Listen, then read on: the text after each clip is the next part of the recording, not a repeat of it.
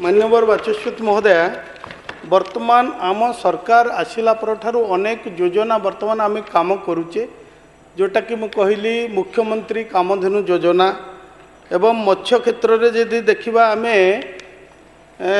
मुख्यमंत्री मत्स्य कल्याण योजना प्रधानमंत्री मत्स्य संपद योजना एथिरे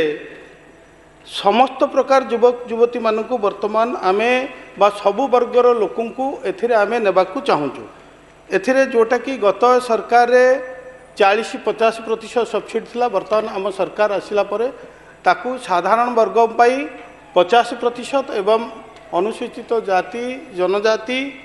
एवं जो माने रहिचंती भिन्नक्षम सेमान पाई आमे 60% सब्सिडीर व्यवस्था करिचु जा फल कि आज जे देखिबा मुख्यमंत्री कामधेनु योजना रे आमे 2टी गाई देवार व्यवस्था करिचु प्रत्येक व्यक्ति जो माने योग्य हिताधिकारी से माने गो सुगम माध्यम एप्लिकेशन दे पारिबे एवं 2टी गाई जार दाम कि 2,30,400 टंका आमे ताकू साधारण वर्ग पाई 60% एवं जो माने अनुसूचित जनजाति बा SC ST पाई आमे 70% रखीचु तेणु एथिरे समस्ते लाभान्वित हो पारिबे आर अर्थ होची जे आमे जदि देखिबा कृषि परे आमे मत्स्य एवं प्राणी संपद विभाग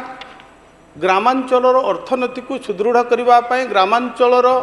महिला युवक मानक सशक्त स्वावलंबी करने आमे अनेक पदक्षेप वर्तमान आमर सरकार नहीं मु धन्यवाद देवी आमर प्रिय मुख्यमंत्री को जे विशेष करी